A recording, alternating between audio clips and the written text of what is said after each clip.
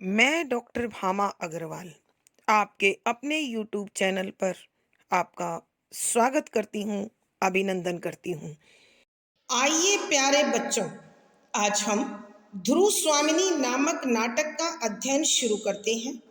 इस नाटक के अध्ययन से पूर्व इसे सरल और सहज बनाने के लिए हमें इसकी भूमिका को समझना होगा, जो इस प्रकार है। ध्रुव स्वामिनी नाटक छायावादी साहित्यकार जयशंकर प्रसाद द्वारा रचित है, जो 1933 में प्रकाशित हुआ।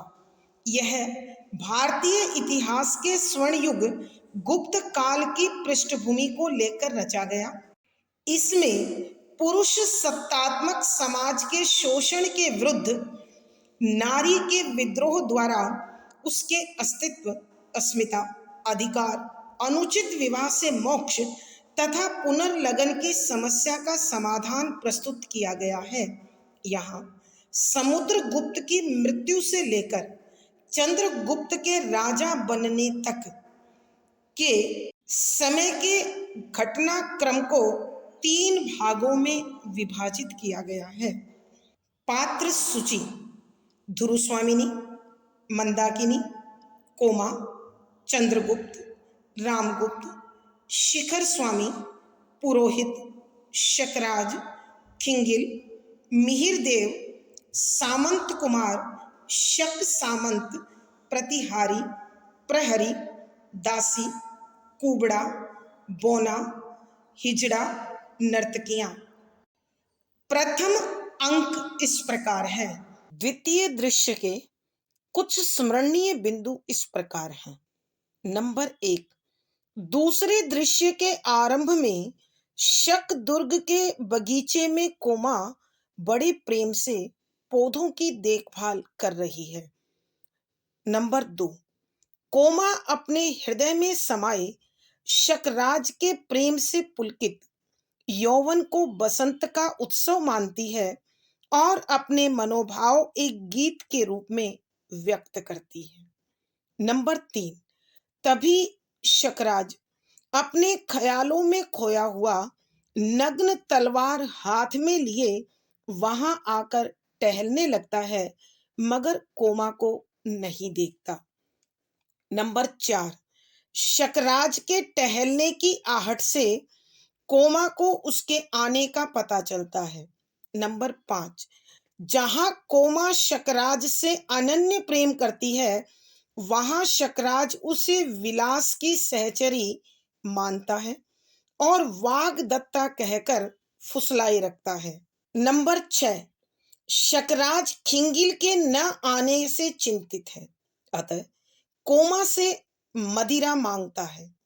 नंबर 7, तभी खिंगिल आकर रामगुप्त द्वारा शर्तों के मानने की सूचना देता है। नंबर 8, शर्तों की स्वीकृति से प्रसन्न शकराज शक सामंतों के साथ अत्यधिक मदिरा और नृत्य के साथ विजय उत्सव मनाता है।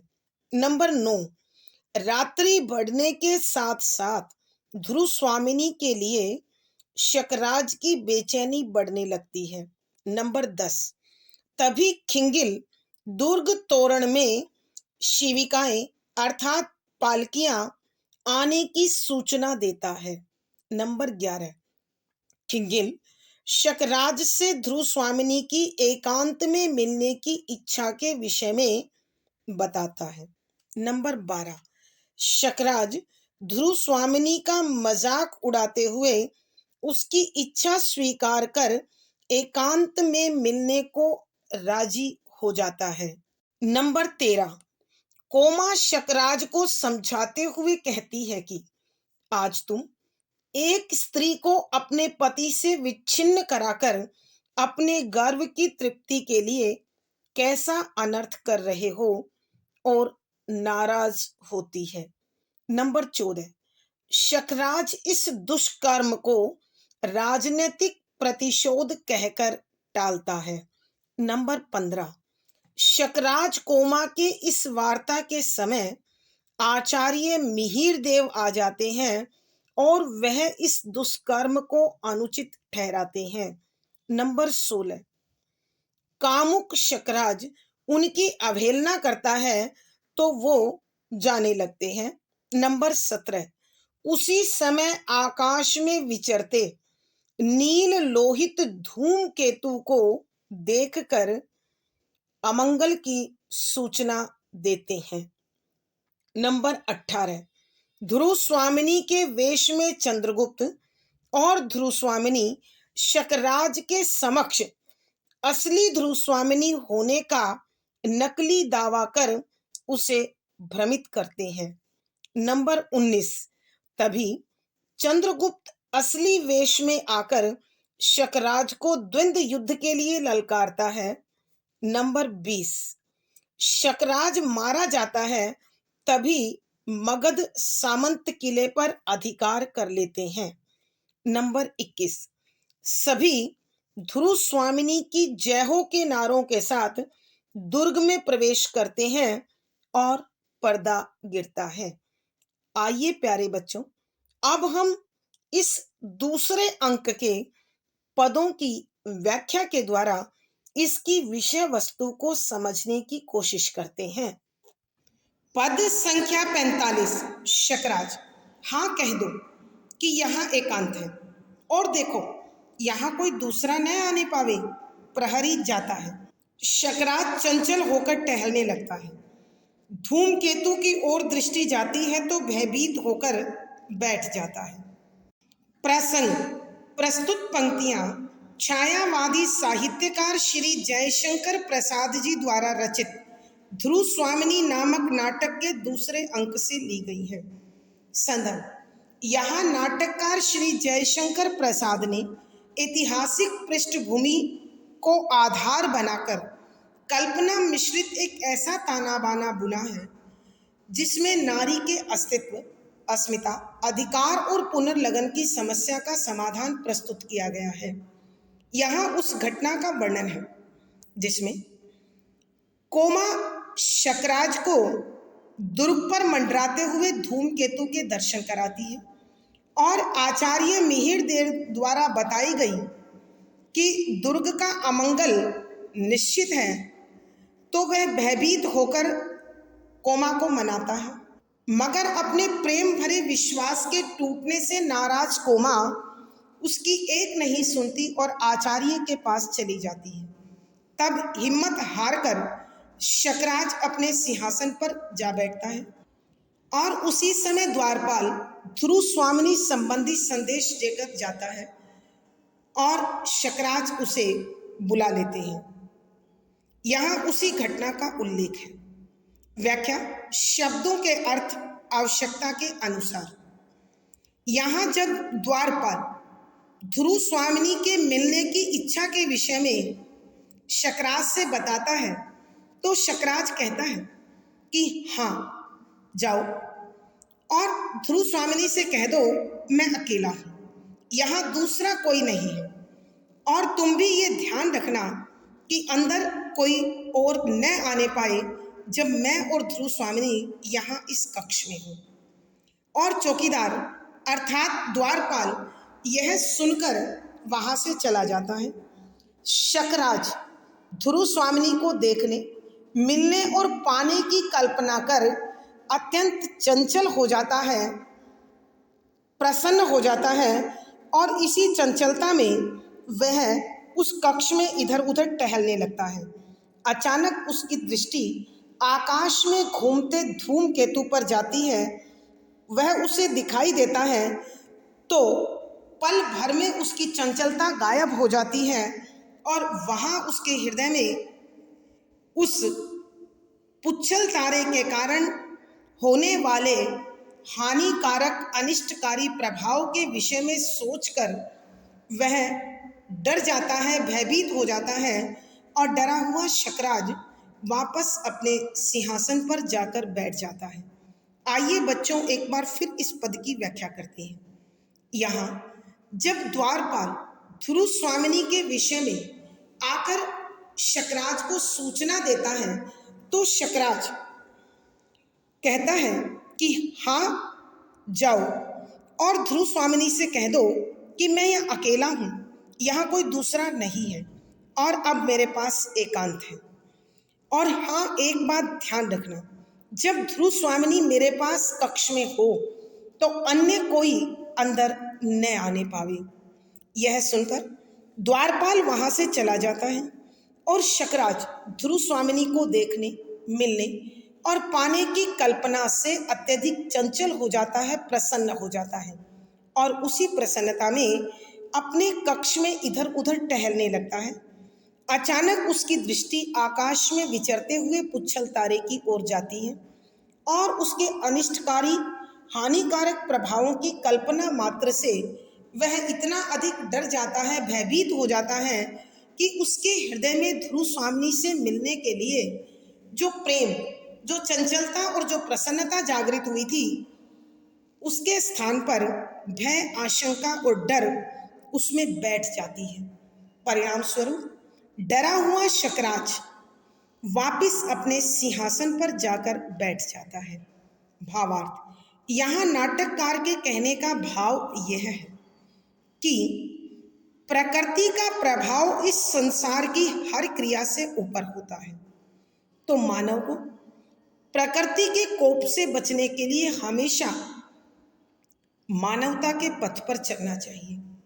विशेष यहाँ शकराज की मानसिक स्थिति का बड़ा सुंदर अंकन किया है। शुद्ध साहित्यिक खड़ी बोली है, तत्सम प्रधान शब्दावली है, प्रसाद गुण है, व्यंजना शब्द शक्ति है, संवादात्मक शैली और अनुभूति परक बिंब है। पद संख्या 46। शकराज, तो इसका कोई उपाय नहीं, न जाने क्यों मेरा हृदय घबरा रहा है। कोमा को समझा बुझाकर ले आना चाहिए सोचकर, किंतु इधर ध्रुव स्वामिनी जो आ रही है, तो भी देखो यदि कोमा प्रसन्न हो जाए।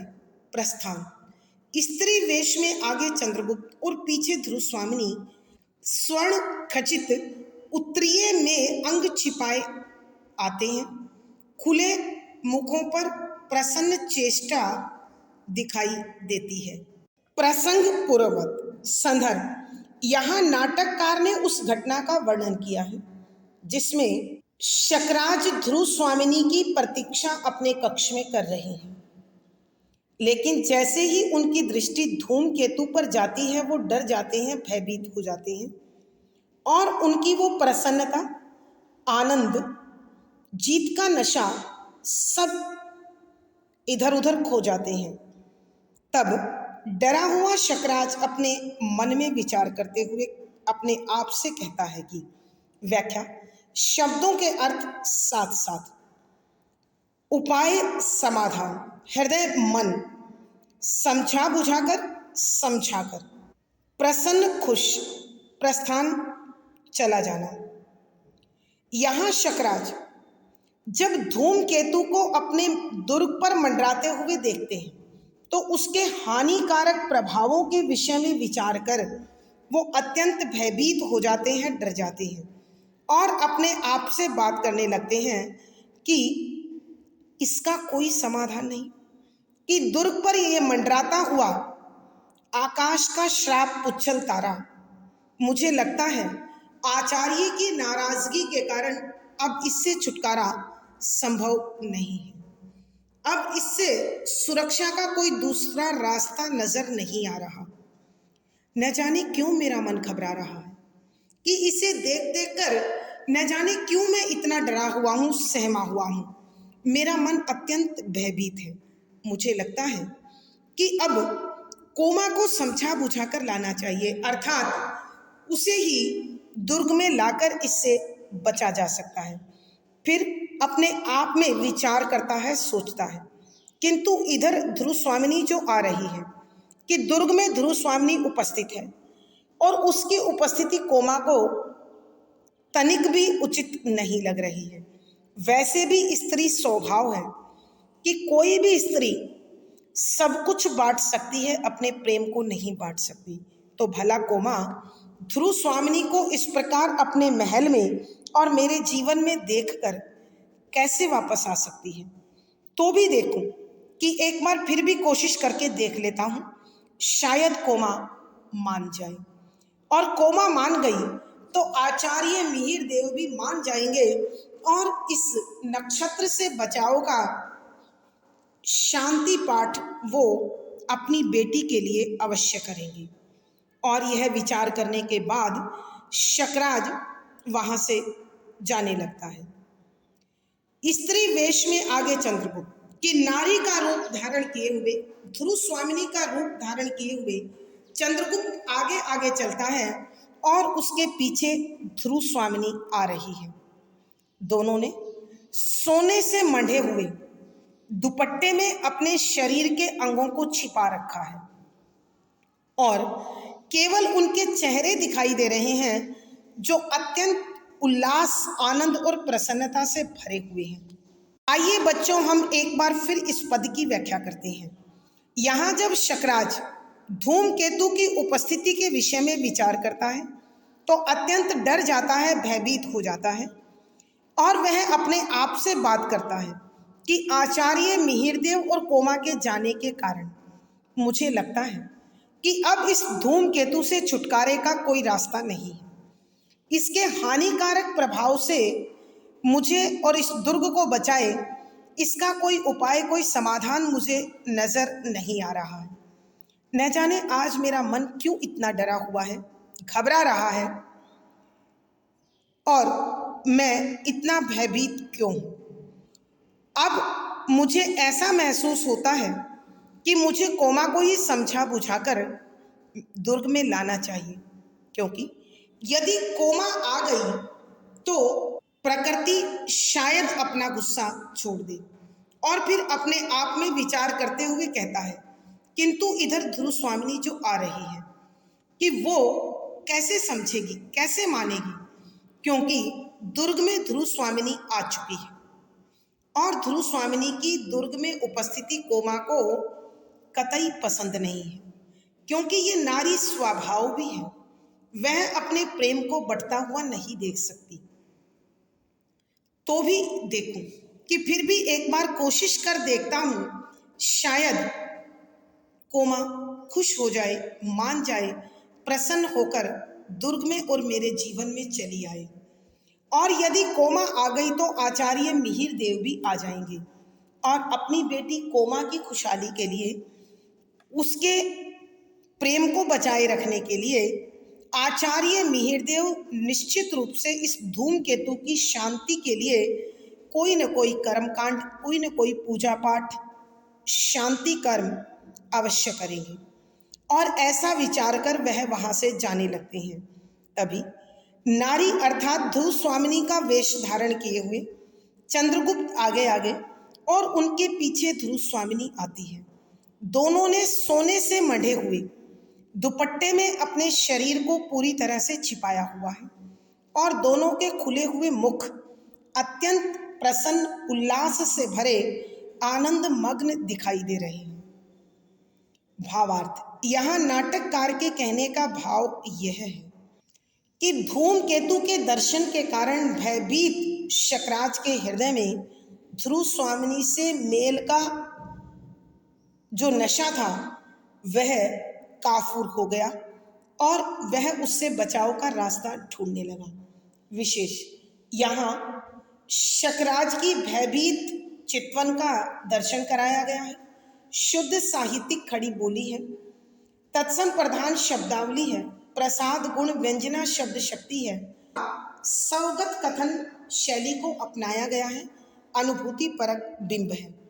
पद संख्या 47। चंद्रगुप्त, आज तुम कितनी प्रसन्न हो ध्रुव स्वामी, और तुम क्या नहीं। चंद्रगुप्त, मेरे जीवन निशित का ध्रुव नक्षत्र इस अंधकार में अपनी स्थिर उज्ज्वलता से चमक रहा है। आज महोत्सव है ना। ध्रुव स्वामिनी, लौट जाओ, इस तुच्छ नारी जीवन के लिए इतने महान उत्सर्ग की आवश्यकता नहीं। प्रसंग पूर्वक संदर्भ, यहाँ उस घटना का वर्णन है जिसमें चंद्रगुप्त और ध्रुव स्वामिनी दोनों शकराज से मिलने के लिए उसके कक्ष की ओर, उसके दरबार की ओर बढ़ रहे हैं। तब दोनों ही अत्यंत प्रसन्न मुद्रा में हैं और आपस में बातचीत कर रहे हैं जो उनकी बातचीत हुई उसका वर्णन करते हुए नाटककार लिखते हैं कि व्याख्या, शब्दों के अर्थ आवश्यकता के अनुसार। जब ध्रुव स्वामिनी चंद्रगुप्त की निकटता पाती है तो वह अत्यंत खुश होती है, प्रसन्न होती है। और उसकी प्रसन्नता का एक कारण यह भी है कि गुप्त वंश में कोई है जो उसके महत्व को, उसके जीवन को, उसके सम्मान को सुरक्षित रखना चाहता है। इसी प्रसन्नता का भाव उसके चेहरे पर भी दिखाई देता है, जिसे देखकर चंद्रगुप्त पूछता है, आज तुम इतनी प्रसन्न क्यों हो? कि महादेवी, आज आप इतनी खुश क्यों हो? तब ध्रुव स्वामिनी उत्तर देती हैं, क्या मैं ही प्रसन्न हूं, तुम नहीं हो? तुम भी तो खुश दिखाई दे रहे हो, आनंद से भरे हुए दिखाई दे रहे हो।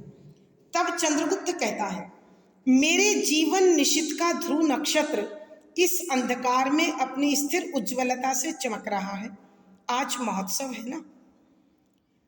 मेरे मेरे कौन कह रहा है? चंद्रगुप्त, यानी चंद्रगुप्त के जीवन निशित, जीवन रूपी अर्धरात्रि, निशित माने होती है अंधियारी रात, का ध्रुव नक्षत्र कि चमकता हुआ ध्रुव नक्षत्र अंधकार अंधेरे में अपनी स्थिर कि अपनी स्थायी रहने वाली उज्ज्वलता चमक के साथ चमक रहा है।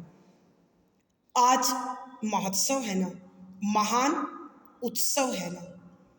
कि तब चंद्रगुप्त ध्रुव स्वामिनी के पूछने पर उत्तर देते हुए कहता है कि मेरे जीवन रूपी गहरी अंधियारी रात का यह चमकता हुआ स्थायी नक्षत्र इस अंधेरे में भी ध्रुव बनकर मेरा जीवन आलोकित कर रहा है, प्रकाशित कर रहा है।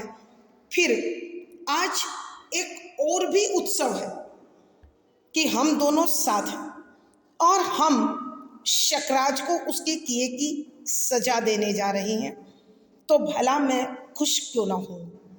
तब ध्रुव स्वामिनी इस युद्ध में अनिष्ट की आशंका से घबरा जाती है और कहती है, लौट जाओ कि कुमार, तुम यहां से वापस चले जाओ।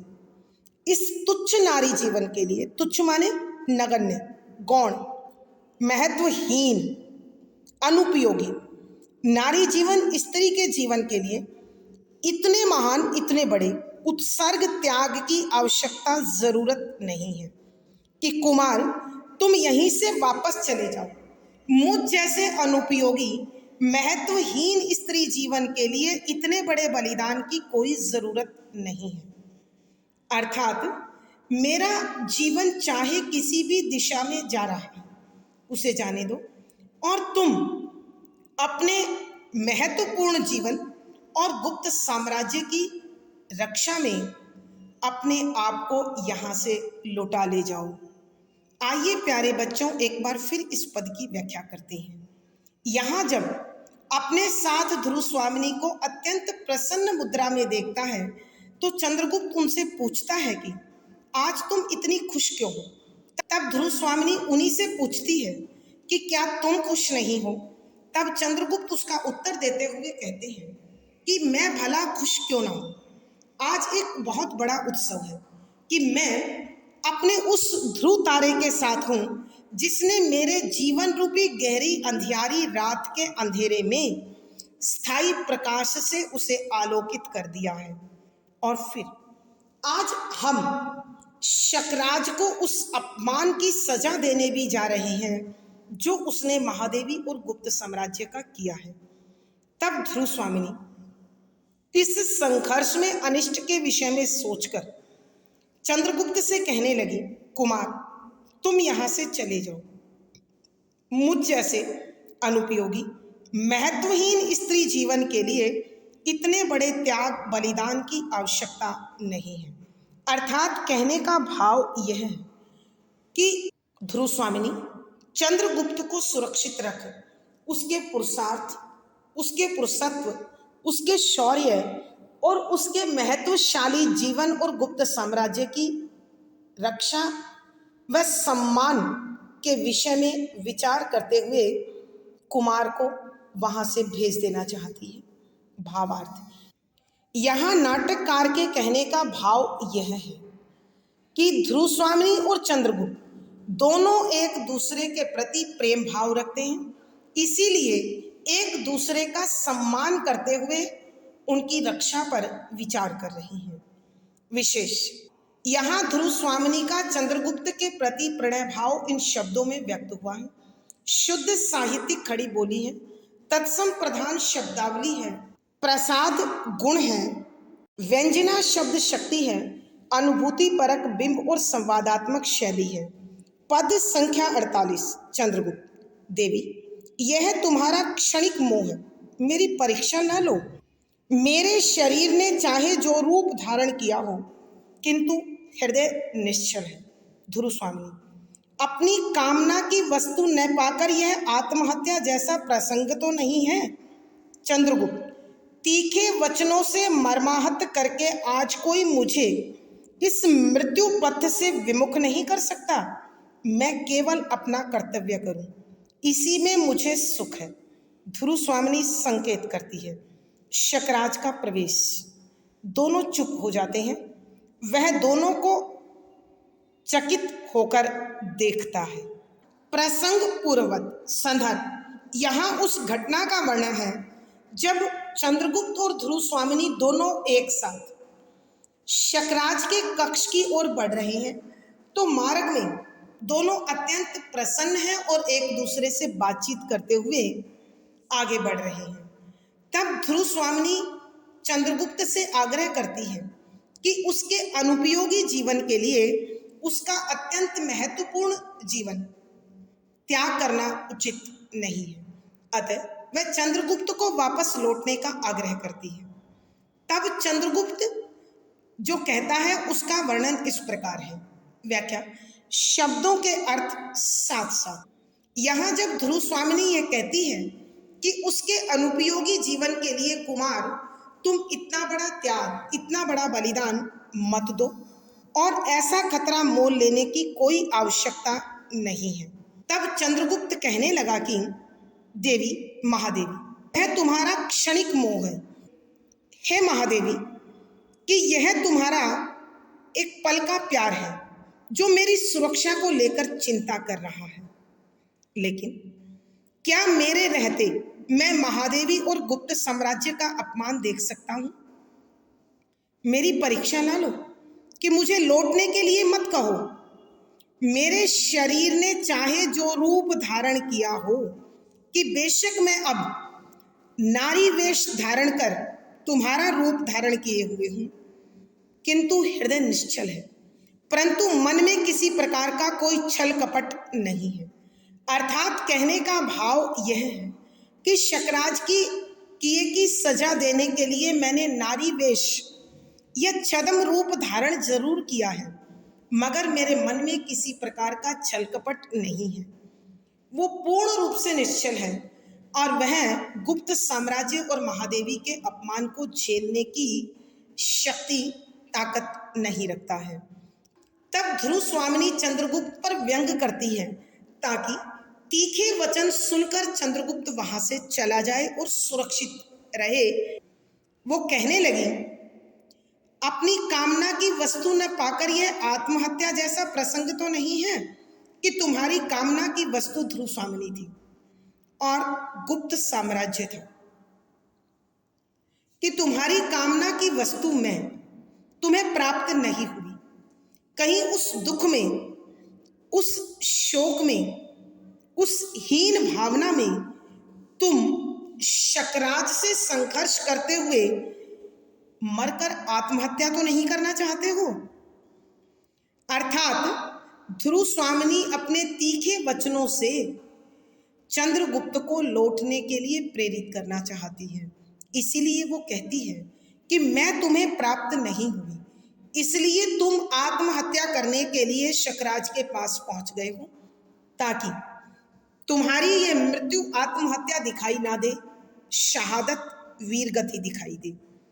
तब चंद्रगुप्त आक्रोश से भरकर ध्रुव स्वामिनी से कहने लगता है, तीखे वचनों से मर्माहत करके, तीखे चुभने वाले व्यंग, तानों कि तुम चाहे मुझे कितने भी चुभने वाले शब्द बोलो, कितने भी मुझ पर व्यंग करो, कितने भी तीखे वचन कहो, कि तुम ये चाहती हो कि तुम्हारे इन तानों से डरकर, इस व्यंग से अपने हृदय को छलनी होता हुआ देखकर मैं यहां से चला जाऊंगा, तो ऐसा महादेवी कभी नहीं होगा।